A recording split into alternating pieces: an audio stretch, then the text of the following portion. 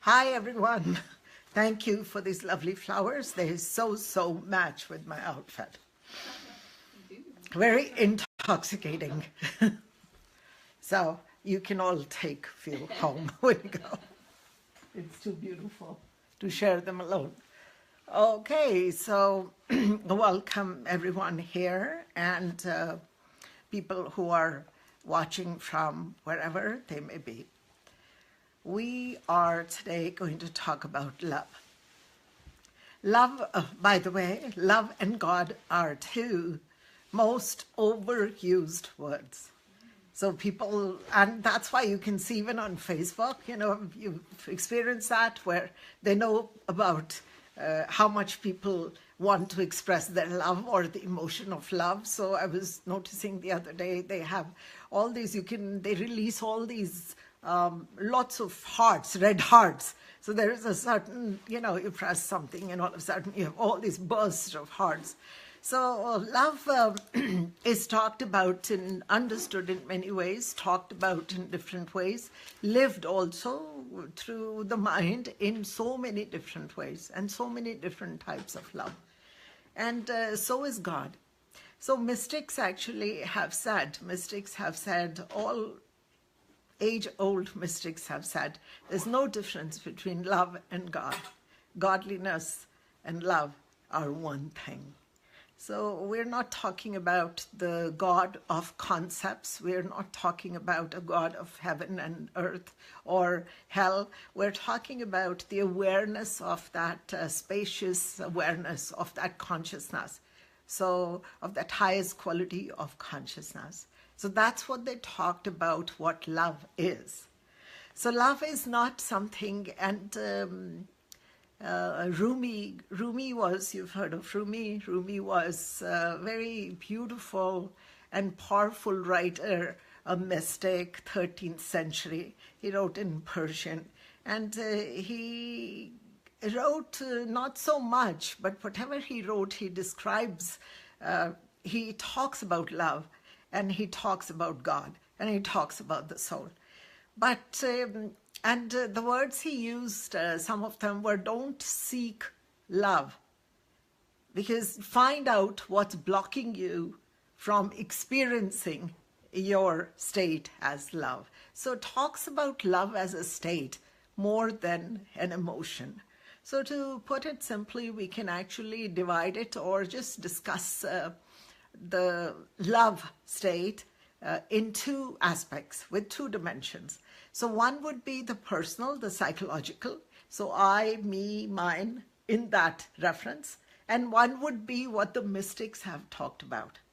Okay? Mystics like the state of love, God as love. So we will go into the mysticism later. We will first examine the personal love. What do we really mean? So personal love, easily understood, very easily understood. You can know it by, it comes from something you feel, something, it's got a reference point. You are experiencing it like the weather, say, state of emotion. And then it's always for something also. So love, when it comes from something, it's going into something else, right? So it could be a love for a person, love for doing something, for instance, playing music, or whether it's swimming, okay? Whether it's cooking, whether it's art, it could be anything. So love for something and from something. Simply understood, when it is love like that, it could actually be a form of attachment. So imagine yourself, for example, you feel love to a certain person. Okay? That may not be a permanent state because you feel love towards them. That state could change. That could change. You may get restless, you may get naughty, you may have other experiencing something else, or you may just be angry. So you may not experience. So love actually can become something else very quickly. If it's for something. It's temporary. So they say that it's like the weather. And again, Rumi puts it like, it's like autumn or spring, It is conditional. Yeah. It's always conditional. It's conditional to circumstances, to situations. So while the situation exists, while you're in that affair or in that dimension, while you're relating really well, you're feeling understood, you're really feeling liked, it's a form of a self-pleasure. You're getting pleasure from that, right? So that is more like attachment or self-pleasure. It's giving you pleasure to do something. But love is coming from some sense object outside of you. You may be experiencing that lovely feeling or that warm, cozy feeling, but it is being initiated from outside of you and going outside again. Does that make sense? Mm-hmm. Now, love like that, when it is with people, unless if the person is in the zone or I, me, mine, that means it's a personal consciousness. They haven't transcended higher to a collective consciousness or spiritual awareness. So at that level where everything seems, you seem different than the other person. So that's another easy way to understand it. That person out there is not you. You're different from them. That means it's a personal consciousness. You are in the box or you're in the dimension of the personal consciousness. So when it is coming from a personal consciousness, love means it's an emotion. It's a fleeting emotion, and it can switch like the weather. It can change, and it has many grades. It can get boring. It can get low. It can be high intensity. It could be anything at all. Okay? So even with romantic love, it's the same thing. It doesn't last forever and ever. It's like a spark. It maybe lasts for a few years, or actually scientists have said romantic love, 18 months is really fiery. After that, the fire starts to lower down, and we don't experience it as that fiery or that big spark. It doesn't take over. We somehow have control because other things have come into the picture. We don't have 100% attachment to that. You can only hold the attachment for so long, So coming back to this dimension, which is the personal consciousness of love, it is fleeting emotion. You cannot count on it. Okay? So it could be within or outside, whatever, but it's coming from an object outside of you. Does that make sense? Okay. So your love for someone. Love for someone. Right. That could change. Yeah. Right? So that means that it's also being initiated. When we say I'm in love, what are you really feeling? How is that person making you feel? Good. Good. Okay. It's a feel-good factor. Okay. So it's kind of feel-good factor again is that sense pleasure. I'm getting pleasure from it. Right? Okay. So it is serving something in you. So it seems now that same person that you're feeling, who is making you feel good, tomorrow may not, or do something else that doesn't make you feel good. All of a sudden, you're not in that state of love. That love has changed to either frustration or irritation or just stress, just stress. Love for money, same thing. Love for success, same thing. You want to meet those goals, you want to do that, you want to achieve, you want love for fame, love for your name out there, it's the same thing. You work. When it's happening, it's perfectly, because what is it giving you? It's giving you some sort of sense pleasure. So it's a self-pleasure. It could really be described just as something that brings you pleasure. Now that certainly is not the love that the mystics talked about. Because in this state of love, in the personal consciousness, people say that you should not judge because it's not love. You should just love. You should not fight. You should not do this. You should not do that. How is that ever possible? If you look at a spiritual life, it's a full life. It's a full life. It's not a good life. It's not a bad life. There are days when you're going to feel shitty. You're going to actually tell somebody off. There are days when you're going to judge something. There are going to be days when you're very angry and do something, whatever you need to do to make things happen for you. There are days when you're going to be depressed, irritated, frustrated, and there are days you're going to feel very, very good. So that is a full life. So if anybody tells you a spiritual life does not have this fullness, all these variables, it's not true. But what happens is that no matter what's happening outside, a spiritualist, a spiritual person, when they're awakened to the deeper dimensions, they're not so touched. It's just like the weather passing. They will still indulge. They may still tell you off. They may still fight. They may still, beat you at some game. They may do all of that. But they're not stuck to it. Their life doesn't end. They don't get into depression. They don't fall when things don't happen the way they expect them to happen. They're more playing with a full life, fully aware that whatever situation they're in is temporary. And it's going to very soon change. Because not everybody can win all the time. Everybody gets a chance, right? So it's not so all those morality, those ideologies where this is what it means, love means you cannot do this, you cannot do this, is bullshit. And you see a lot of that on Facebook. That when people post, it's like, it doesn't make sense at all, right? Okay. It's actually good to know. Yeah. I beat myself up constantly because Yeah. you want to be in that thing, right? Yeah. You want to be nice, you realize, oh, well, you shouldn't do that. So it's actually really nice to hear that. Yes. It's still okay. Yeah. It's really refreshing to hear that you can be any which way. Remember always full life. Full life means everything. Everything, all the pleasures, all the displeasures, all the irritation, everything will go. Everything will happen to you. Say, how could, how could it have happened to you? Someone said to me the other day that, how could this have happened to you? You should know it all. But you know it all, and you don't want to stop the process of life. Because life is full, because it has a karmic balance. You're aware also. See, in the personal realm, you also have where we call the conditioned dimensions. You also have strong karmic. It's a karmic platform. Now that also has a place.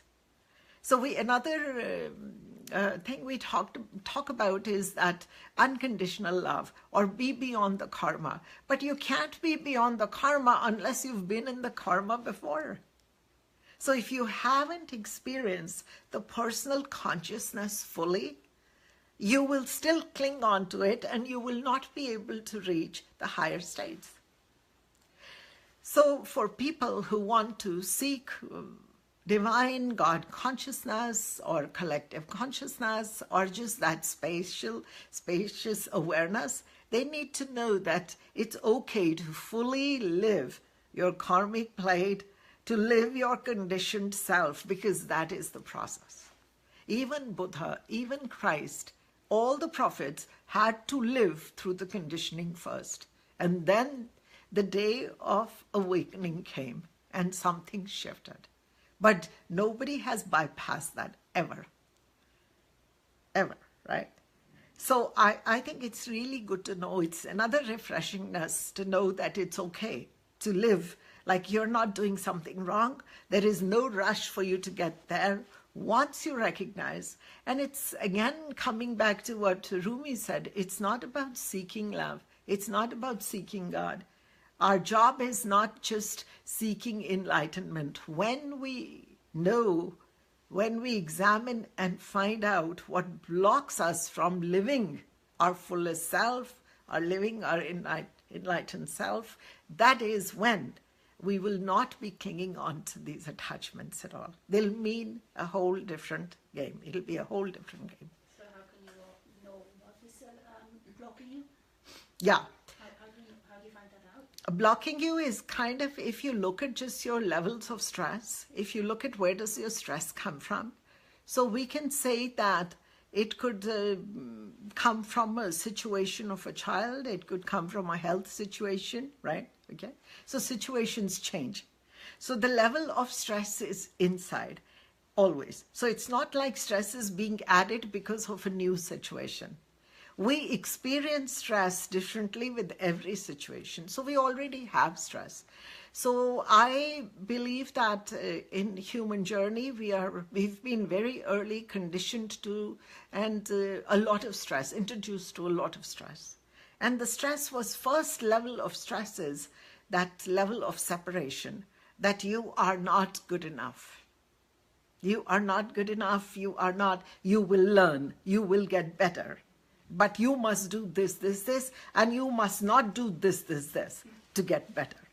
So doing not this, this, this is really, really important to parents, that you can't do this, you can't do this, you can't, you can't break plates, you can't do the like little things also, right? And then big things, of course. So the stress comes from actually trying to be good, trying to be moral. Thanks, Linda. Trying to be perfect because somebody told you that you should be perfect.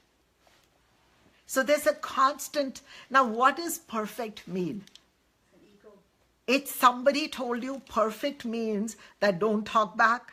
Like in the older times, it was not talking back, right? You don't talk back. You don't. We weren't allowed to ask too many questions, So you just had to be quiet and learn. I don't know how, because how can you learn if you don't ask questions and examine? That is not promoted. Now kids won't take no as an answer. Before, in our times, it was, I said no, so it means no. Which part of no don't you understand? Like, shut up, right? So being silent and being quiet and holding on and to those questions creates a lot of stress too. So it was just a different upbringing and different times, but we are in very different times now. So I think that first level of stress is your breakdown when you are right away broken down. You're broken almost, that you are flawed. You will need God. And then we're introduced to elders and God and these texts, that this is your moral code, right? Whether it's the Ten Commandments, whether it's rituals that are introduced to you, whether it's prayers, that only through this you will be the best person and the highest achiever also, right? So God was placed as a big cloud, like a big carrot also, that if you worship this way, then you will get through the gates of heaven, you will have favors from God, rewards. And it meant people too. Otherwise, you will be punished. So reward and punishment is introduced really early to us. And we've had that constant stress of judging ourselves. Is it appropriate for me? Am I doing the right thing? All that doubt stems from there. There's nothing such as right and wrong. It's how you think it is. And these are probably the most profound words of Shakespeare. There is nothing right and wrong. It is how you think it is. I still have a bit of trouble with that. Like, how can you say it's not wrong if somebody tortures an animal or, in those extreme things, or kills somebody? Well, animals are being killed. How are they being killed? Where are you? Look at the beef industry. So if killing an animal is wrong, you need to just check the Food Inc. and those documentaries and see how these animals are treated, how they're in the slaughterhouse, their level of fear, and this prime beef steak, which is so expensive, is being sold. So so somewhere we don't examine the whole picture. We selectively remain blind to things that we choose to indulge in. So if you watch these food documentaries on meat, you will not eat meat again. You will not. I do understand. But Yeah, what I mean yeah. is, like, it can't be right if somebody kills another person. Right? What about a war? What about Iraq? What about all the wars? Still not right. Okay, but has the world been without war any time? No. It has never in the history of the world. It will never be, as long as we see ourselves different. I see myself different to you and others. It'll never be, as long as we're in personal consciousness, right? It'll always be different. We will always have our own personal goals, which will conflict with the world. And we will fight with the world to be more powerful. So it's a game of power. It's within a house, siblings, you feel this, the power play. You see it in workplaces. You see it within spouses. You see it in siblings. You see it in family dynamics, you see it in a country. So it's the same thread that actually it's people, right? So as long as we're in personal consciousness and we haven't enlightened ourselves to what is keeping us in the darkness, we've never been without ignorance. The game has always been ignorance and wisdom, and we've always been ignorant, always. You look at the history, and that's why you will keep having wars, because every country seems different, leaders seem different. There's America must win, Canada must have this, India should only be doing this. Everybody has separate agendas. But when you come into the global consciousness, or another, not just social consciousness, global and collective, at the higher levels, higher dimensions of experiencing yourself as the we. It is the we consciousness. At that time, you can still have some kind of power play. You can still fight, but I could be told off, I could be cheated, but I'm not, that person will not remain an enemy. My enemy also is a friend somewhere. So the dynamics of how I act, how I behave will be different, knowing that, right? So personal consciousness, till we're there, and if you see, most of humanity is in personal consciousness. We haven't transcended. And meditation alone is not going to do that. Meditation simply takes you into a stress-free zone, a bit of quietness, right? But it's not going to give you self-knowledge. And self-knowledge is the key. It is the key is the only pathway. There's no other way than self-knowledge. Understanding, examining, then experiencing, then questioning, then asking, then moving a bit forward, right? So it's the only way. It's the path of knowledge that'll take us there. Yeah. So, and it is understanding it. So when we look at the personal consciousness, we can actually see that there could be a lot of conflict because of the I, the we is missing. At the other level, what mystics talked about, whether it was Kabir, was 15th century poet and writer, and he talks a lot about this. He talks about love. He talks about the much deeper love. It's not just love to a tree, love as a state of existence. So it's not like we are in love. We can say we are love. So that knowledge that you have of yourself, awareness of who you are in all dimensions, is what exhibits or what expresses as the quality of love from you. So it's not emotion. It is a state of existence, of being in a way. And it is our natural state when we have the knowledge of who we are. I find that honestly really overwhelming. Like, sometimes I feel I'm going crazy. Yeah. Because it's just, you try to find out who you are and what you should do or what. Yeah. I don't know, I find it overwhelming. Who you are is not a person. That is the biggest flaw in seeking. We are not seeking who you are, because who you are is not a person. What the heaven is, we can't seek. There's no address, right? We can't see God. What are you going to see God? Where? Which address? Which plane of existence? So these were the concepts that were introduced. And when we examine them one by one, if you just take the God concept, examine that, just one, it'll break free the others. It filters into others. So it's not like we have to look at every piece of our psyche and go into the brain and solve every puzzle. There's a dynamo effect. When you push one thing, all of a sudden it can break the others. So this is the spiritual awakening.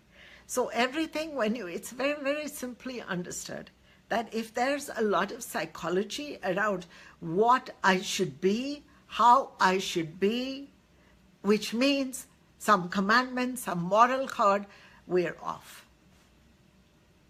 Because that's how we judge others, right? Don't do this, because we don't think it's right to do that. But how do we know that everything doesn't have a place in this world, right? So, for instance, humans have this another phenomena that they are the most brilliant of the species because they are conscious. So they can use nature, they can abuse whatever else because they are the highest on the spectrum. But what if we were to look down from the cosmos and look at the Earth planet? It's just a little speck, just a tiny, tiny little speck where billions of people live and have lived before. Tiny speck, just not that significant in the big galactic atmosphere. There's lots of, now we think sun is the biggest, sun is the biggest planet, solar system, all of this. But how many suns, the stars that you see at night, each is like a sun. So when you look at the galaxy and you understand, and I'm really, as much as I love Rumi and Kabir, I like the scientist, and especially now, here and now, present right now, is Dr. Neil deGrasse Tyson. And you've got to hear him on YouTube or read some of his books. And Astronomy or Astrophysics in a Hurry is just brilliant. So he's not saying, he's actually come to such a keen observation of the universe, like through science, and he's reached this pureness that his science has such a mystical experience. When he speaks, you could be thinking or listening to a poet, which is really rare, but that's how he describes the universe. It is pure science, and yet it's a mystical experience because he's describing your place. Now, when we look down and when we look at ourselves, the earth, and these billions of people fleeting and running and rushing and moving from situations to situation, then dying, and then a new set, another culture evolving, right? And then another culture, and then another culture. So you look at this fast transition. All of a sudden, being human means something else. It doesn't just feel like I, me, mine. All of a sudden, you feel I'm just a speck. I am part of something so big. I am speck, yet I am the stars. I am the solar system. I am the cosmos. We as mystics have talked about that you are the star. How many centuries they've been talking about it? You are that, you are this, everything you see is you, is. But now science proves that the star, you are stardust. It's the same properties. So when we come to know, and it's not whether we believe science or not, it is there. It's proven. So we can't deny it anymore, right? So when we come to know and see ourselves as the space, as the solar system, as the galaxy, as the stars, as the cosmos, and then we see that we've got this beautiful personal ability to also live the micro while being the macro. How does that feel? That's a whole different shift and alignment, right? So this is where we want. This is the process of enlightenment, of self-awareness, and again, like I said, asking questions, reading.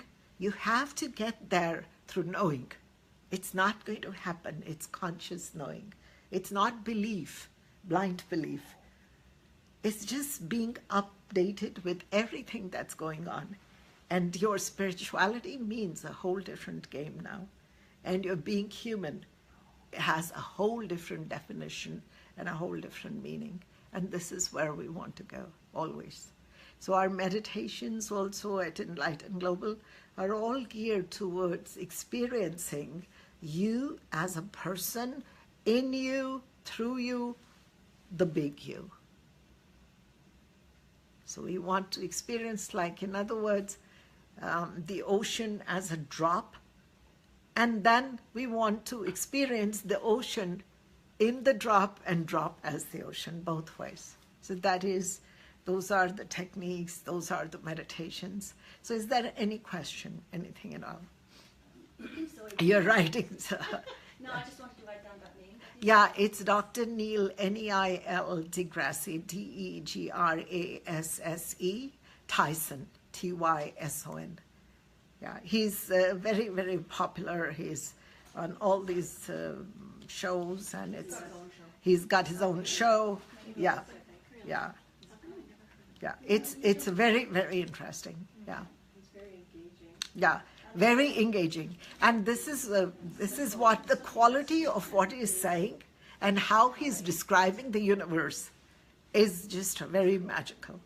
But he goes through science and not through... It's pure science. Yeah. It's pure science. It's not blind belief. It's not that astrology, astronomy relationship. It's not God sitting on a throne somewhere. It's not going through religion. It is going through pure science. Yeah, and he talks about science in a way that makes it meaningful. Very meaningful, yeah. So it's just, Yeah, you have to really, because see, as much as we followed the poets and the mystics, we have to follow science for all the clues.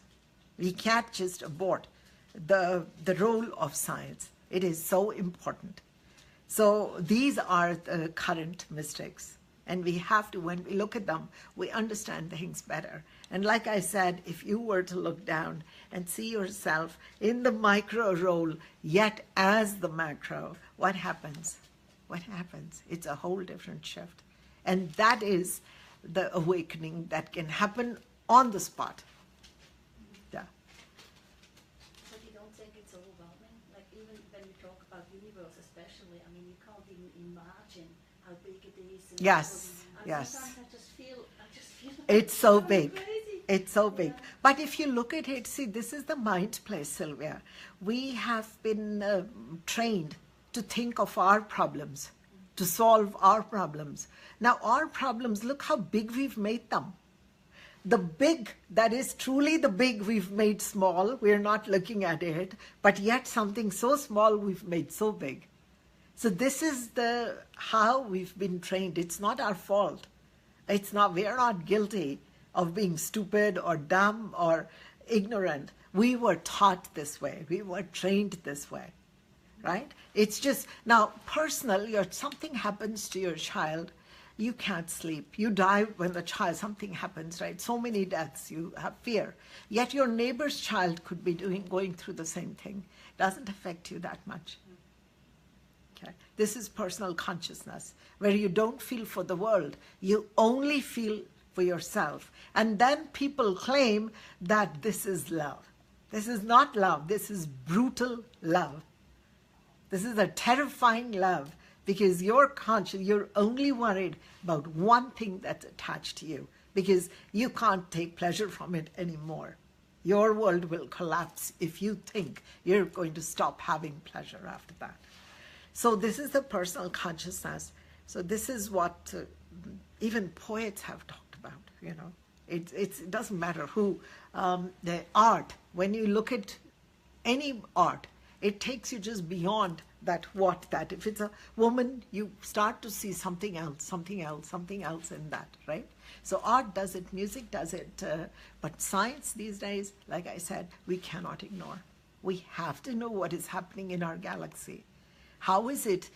How are we related? And our behavior will change. Our dimension, it's an automatic shift. It's an automatic alignment. There's no work, Sylvia, in this. When you understand at a scientific level that, see, religion we've questioned. We believe some things, we don't, right? We pick and choose. Science, we can't pick and choose at some level. We have to accept that, yes, this galaxy does exist. Yes, there could be life, maybe not human life the way we think out there, right? So when we look at this, it's a whole different ballgame. And this collapse comes of the smallness, and the small starts to expand and automatically become the big. It just expands. There's no work at all. This is knowledge. This is knowledge. This knowledge expands consciousness the best. There's no techniques to do it. There's no specific meditation to do it. But meditation helps because you're silent. At least you've got some clear mind to look at things differently, right? Because in a stressed mind, you can't absorb that information.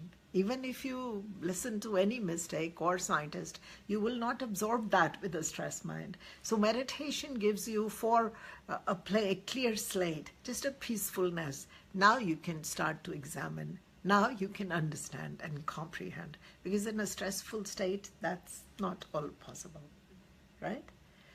So this being the role of meditation, meditation is not like I said, it is, they're brilliant techniques, but self-knowledge is the driver. So ultimately, you just have to study and just keep learning more, yeah? Okay, so anything else that? I actually have a question, just sort of building, and I'm not assuming this is what Sylvia is saying, but just sort of building off of it, is I understand that we're trying to change our perspective from the small to a large, but at the same time, isn't the small our world?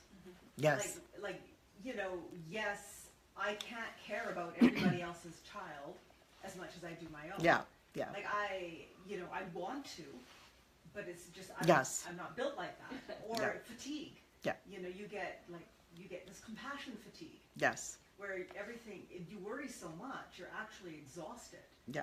And now I'm so exposed to everybody's problems in the world because of the internet.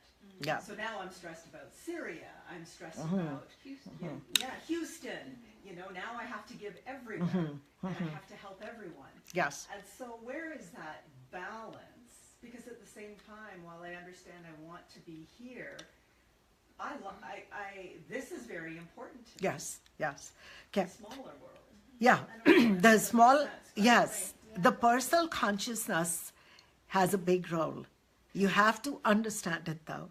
So personal consciousness, when we're there, so it just means that you're unaware of the other selves, your other dimensions. That's all it means, right? Okay. So you believe that this is it. I'm on my own. There's no support. I'm not related to anything. I'm not connected to anything other than just me. It's all here, right? This is my mind. This is true. This is all of that. Now, when that happens, you have very little space to maneuver. You have very little energy to access, very little wisdom, because you don't believe that you can actually receive wisdom from different dimensions, because you're not aware of that. Even if it's there, you can't comprehend it, you can't see it, and you can't sense it. If you can't sense it, right, it doesn't exist for you. So when you don't have this, then your child, your problems, yes, it's a very valid world. Your role is to look after. It's highly stressful. You go into severe pain, suffering. And that's why the Buddha says suffering will exist unless we become enlightened, right? But when you start to, whether through science, whether through mysticism, whether through contemplation, reflection, self-awareness, self-knowledge, when you start to transcendent, there's a quality to your being, okay? So now what is happening is there's a spaciousness, like in meditation, you have thoughts going, but there you can feel the presence. You can feel that now space. You can feel the physical sensation, the background, right? In that you're having thoughts. In that you're having feelings. So what happens is, now in that same way, when you have expanded the consciousness, you're experiencing this spaciousness in you. And then this situation is going through you. So even though you're worried, you're doing your best, everything, but you have access to this space. So it makes you less tired. It makes you less numb, less groggy. It makes you more alert, more alive. So you handle your situations at a personal level really well, with a different way and a different quality, right? So you're saying you're acknowledging that you're handling your personal situation, whatever that may be, but recognizing that you're within a community, a universe community, whatever that community you are, thinking sort of broader, maybe acknowledging broader even though you're working on your thing, Yes. that is, Yes. it's this broader acknowledgement that you're not alone. Yes. And that is a That is the thing. physical experience. That's, Christine, a physical experience. Because what happens is, if you've noticed, through your practice of even the Blue Miracle, Yeah. right? You hit that level or that dimension of quietness very quickly, right? Yeah. Because it's a very strong technique. You can get there very quickly. Now, as you build up this awareness, this spaciousness, automatically you're expanding. You've noticed that you are more tolerant of things, or you're acting in different ways, right? Because you're not stuck on one thing, my way or the highway. Even at times you say my way or the highway, you may actually shift. You may do things differently, right? So already this is happening through meditation because it's expanding your space. So it's not just intellectual knowledge, but it is also physical space is changing. So when you're stressed or something happens, you have a lot more energy to deal and it passes quickly. You move on to other things because it's not just one thing happening to you at one time. There could be one sickness, but there could be good news at the same time. There could be other things that are going. We're in multi-dimensional lives or aspects all the time. There's good news, there's bad news, there's shocking news, there's pleasure. So you are able to see everything. When you're able to see and experience and sense multiple things at one time, it's not going to be that one thing that is giving you stress is not going to look that big or ugly. It's not going to become dangerous to you, right?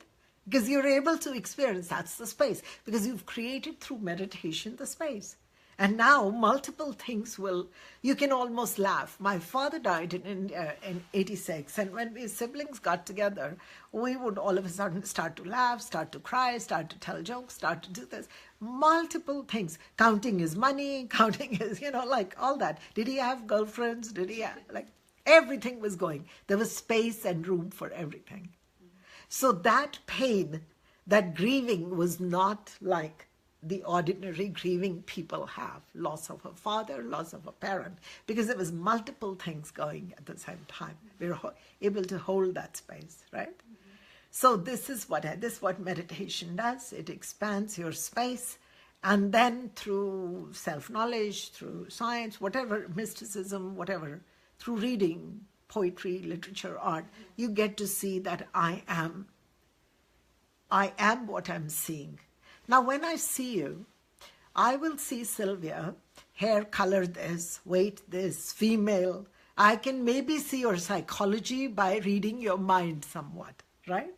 So I can go into your psychological consciousness, your mental consciousness, your physical consciousness, okay? So I'm seeing like everybody else is seeing you. But as a spiritualist, I sense something else also. Because I have trained my mind and body for that. Because I've expanded my consciousness. I'm sensing something else that people cannot see. So I will behave different with you than others will. Because I'm sensing this whole bigness of you and me as together. I will as one. Because when I sense you, I sense myself. It's one thing. It's one space. We're not different at the sense level. So beyond the psychology, the sense level, we're the same. So when I see that, I'm going to behave, I'm going to approach you in different ways. I'm going to talk to you differently. I'm going to deal with you differently, right? So communication changes and then results change as per my action, right? What you say about meditation and then you start to shift, I did really find that shifting, but now I'm a little bit in conflict with the real world, like, real world, the world that we know, I guess. And like, for example, there were people who died, which, because now my belief is your life is better after, or you go on that soul or whatever. So all of a sudden I can't really grieve as much. Yes, yes. And I felt, I don't know. Yes. I don't know how to deal with that. Yeah, and, yeah. And how to deal with people who are like. Yeah. Well, because that's a perfect example of what I was saying, that you won't grieve the way others would, who would think that that is the end. There's no more to that. So, so your whole, when you are not able to do it, that's only because of your meditations or knowledge or reading books about it, right? That has shifted. And when that shift comes, the grieving becomes less, the stress becomes less. Now, there is a difference between you and those who have not gotten there, right? There's going to be a difference. Everybody grieves differently from where they are. And everybody has a personal loss attached to what that person meant to them. So it's going to be a different level of loss. So no two people will behave differently. So this is where you don't follow the norms. You follow your inside, and you grieve according to what's coming from within, not because somebody else is grieving, so you must grieve too. Yeah. Crying, emotions are very different, you know. I don't feel the way others would feel, and if I feel that way, it may be very temporarily, because there's so much, like I said, happening in the space. And the best part of it made a difference in my life. I always wondered for the longest time that I can actually sue somebody. I can fight them till the end in court or whatever else, because I'm this person who has to uphold justice. And I have a sense of my own what justice should be, right? So how does this happen? And yet that person, like I would still talk to them and be a friend and offer them help right after. And I was told many times, how can you do that? You're suing the person, you're seeing them in court, yet you're offering help to them at the same time. So I didn't find a problem with that, because it was only the issue that needed to be corrected, right? It was that situation that needed to be corrected. That doesn't mean the person is not good or whatever. In that moment, things were not right, so I'm correcting that. Something on Facebook just the other day. We don't have to agree on everything to be kind to one another. Yes. It's the same. Absolutely the same. And kindness is a whole different quality too. We don't try and be kind. Kindness is a self. It comes from, the root is like a self-serving, a softness, a gentleness of who you are, your subtle qualities of being, your existence. Kindness comes from that. And when we act from that, right, automatically we don't have to learn to be compassionate. Nobody needs to be learning to be peaceful, learning to be kind, learning to be loving, learning to be anything like that. It exists within us. When we reach that alive state, that the cosmic consciousness, the perspective, all of a sudden we are like that. We become like that. But we don't have to agree to be kind. No, absolutely not. You don't have to agree. You can have a fight. You can actually have a fight. You can do what you want. And you are absolutely free to do that.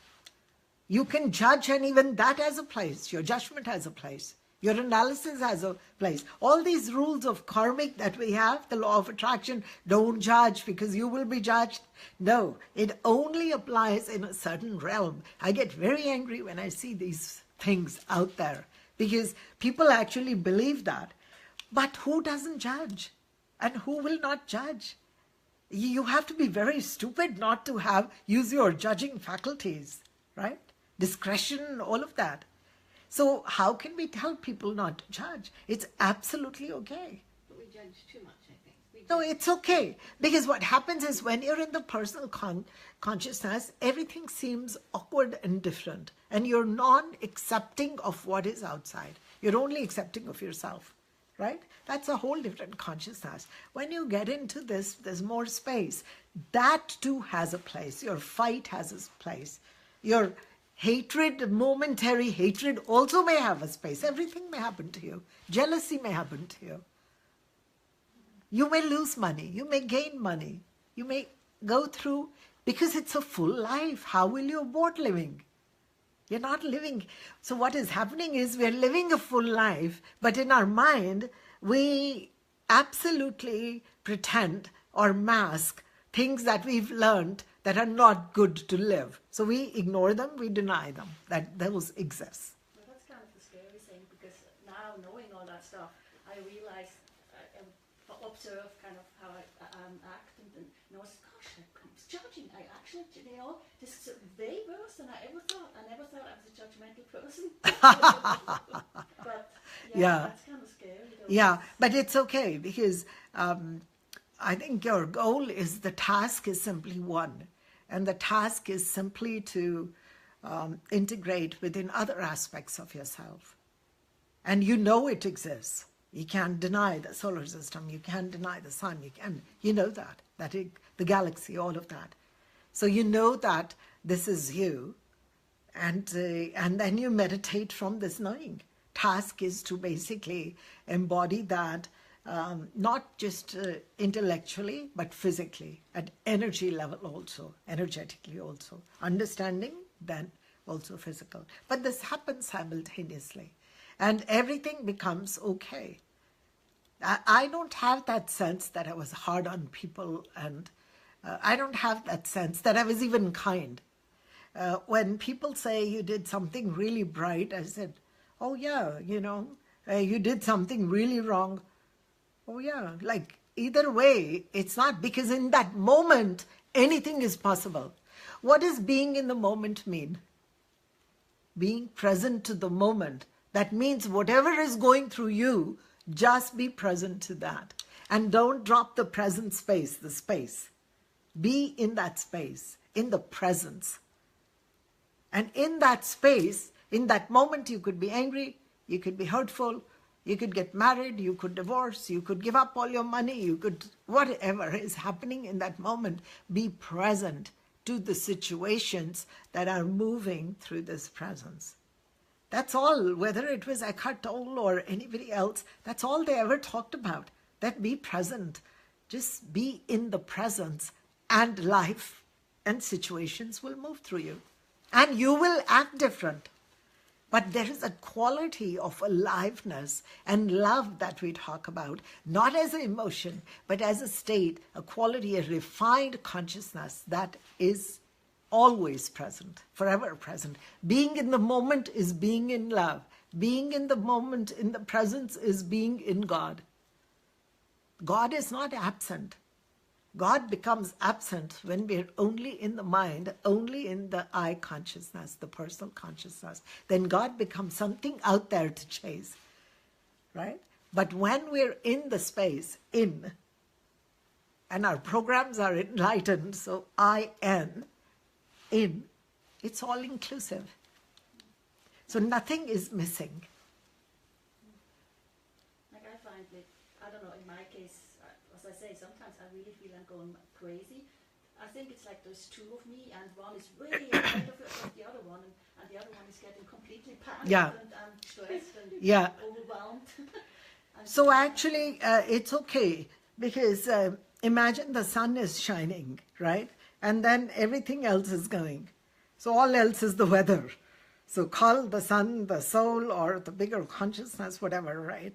And so be crazy, but know that the other part exists also. So allow yourself this craziness, because if you try and stop the craziness, you're doing it intellectually, mentally. It'll get worse. Your focus should always be feeling that space. And if the space calls for a bit of craziness, it's fine. It's not like craziness, it's more like losing the mind. Yeah. It's fine, because that both are happening simultaneously. It will adjust. One will adjust to the other. It gets better and better and better. But both are, the micro and the macro coexist. So for fleeting seconds, you have this fleeting seconds, you have space, fleeting seconds, and that's your experience of meditation too. It's okay. It's absolutely okay. Just let it, life has to be lived fully. And that is part of a full life too, what you're describing. Yeah. So we should not have, what throws us off is the image of Buddha, forever sitting.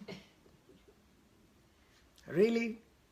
That's not even a real photograph to start with. That's the image we have of the stillness. So some artist captured the stillness, the sense within you, captured that, right? But in that, he was talking, he was doing this, he was whatever he was doing. There was a full life, right? So when we look at these prophets and the picture we see, that serenity, an artist has simply captured that sense through imagination, right? But if you were to meet these people, they were just like this. Just like this. They just transcended the space, and in that they allowed, and things started to happen. That's the only difference. They still went through everything. They still had sicknesses. Ramana Maharishi, who's a brilliant sage, went through quite a few surgeries, pain, physical pain, all of that. Not that much money, he just lived really simply. But was there pain in the soul? No. There may be a lot of physical pain, maybe, but the space just existed. So when you sat next to him, you experienced his space more than the physical pain in him, the stress of that pain. You experienced that space, that spaciousness, that awareness.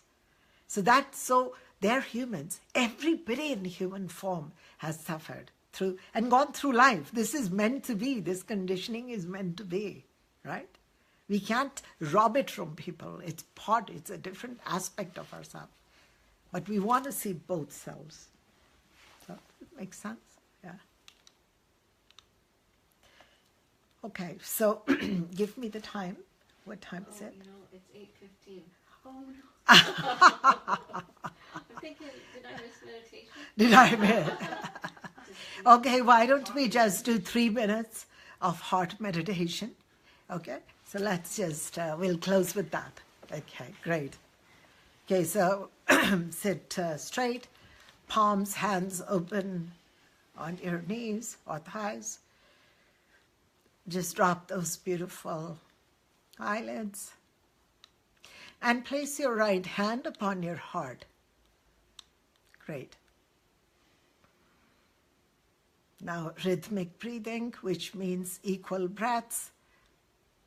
If you're breathing into the count of 4, exhale to the count of 4. Smooth transitioning breath, very, very gentle. So slowly, within few seconds, it'll become very gentle and smooth. Mouth is closed. You can feel this cool air in the nostrils, tip of the nose.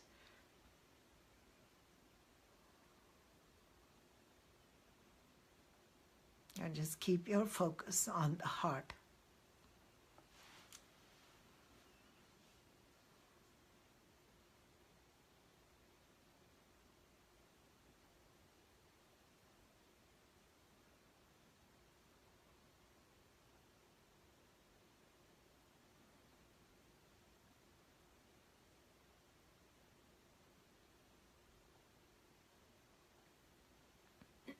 So experience the space, the presence, and whatever else that is moving in this presence. So feelings, sensations, thoughts.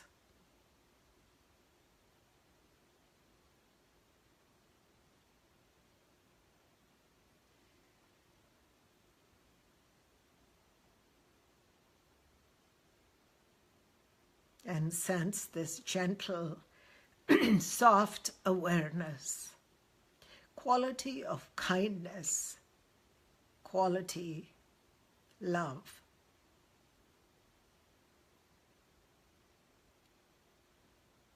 Quality of expanding beyond your personal self.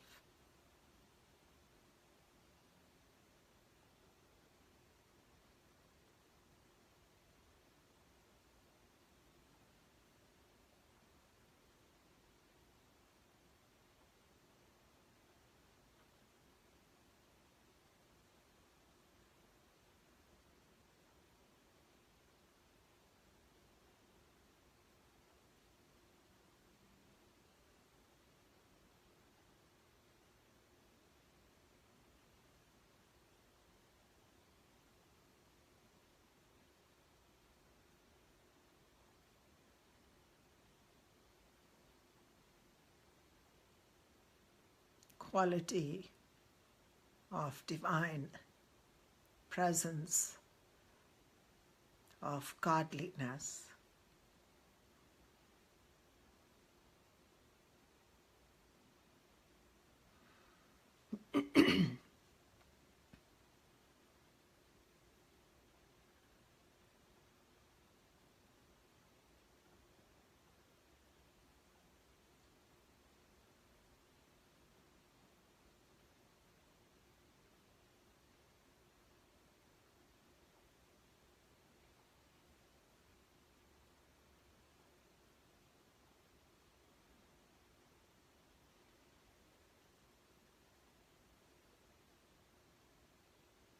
Give yourself the freedom to live the fullest life possible.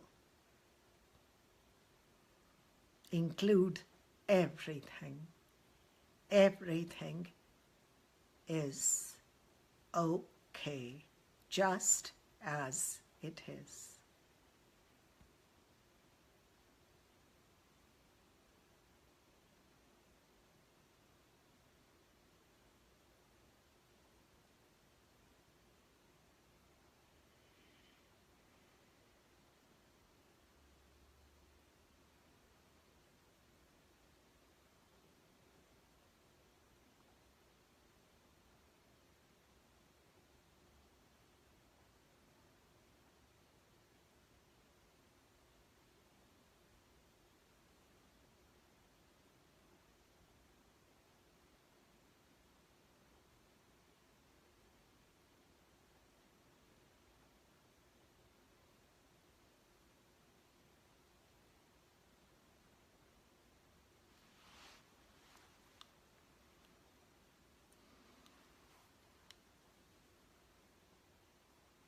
Great.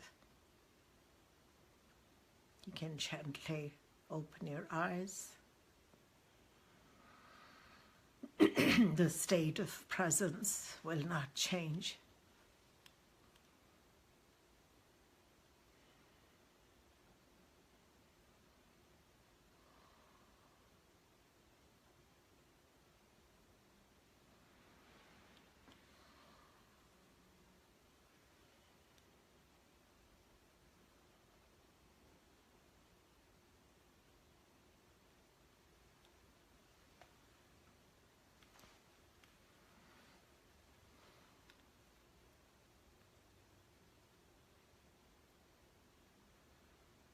Great. Even with open eyes, you will not lose the state.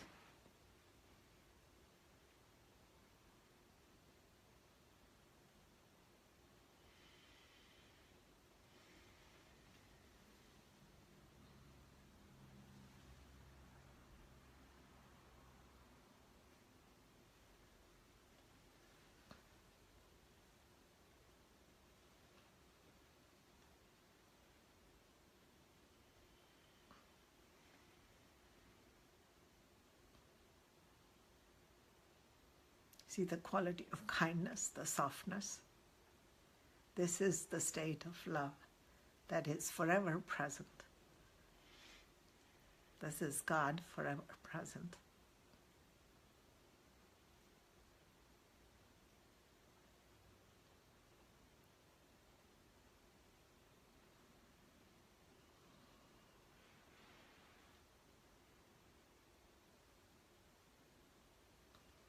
So today we handled few words that are full of concepts and ideas and ideologies, but nothing like direct experience, nothing like that.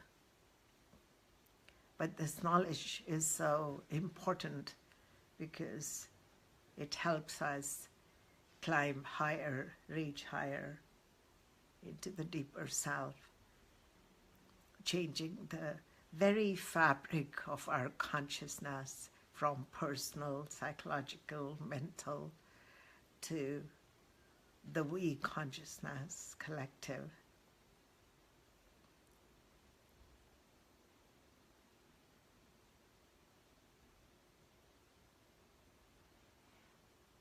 Good? Very good, thank you. You're welcome. Thank you very much. Namaste. Thank you. Thank you, everyone here, and thank you, people out there, for joining in. You can always, we will have soon a question answer on FB Live, so where I can address your questions directly. It'll be a different time than Thursday evening, but we'll do that very soon. Thank you.